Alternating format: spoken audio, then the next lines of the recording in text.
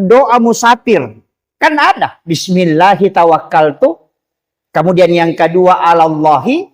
Kemudian yang ketiga, la haula wa la quwata illa billahi wa huwal aliyil azim. Ini sebenarnya 3 doa, Pak. Bukan 1 itu. Cuma kadang kita itu selalu nyambung itu. Bismillahirrahmanirrahim. Jangan disambung.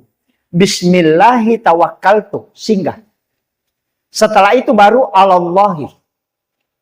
Kemudian la haula wa la quwata illa billahi wa huwal aliyil azim.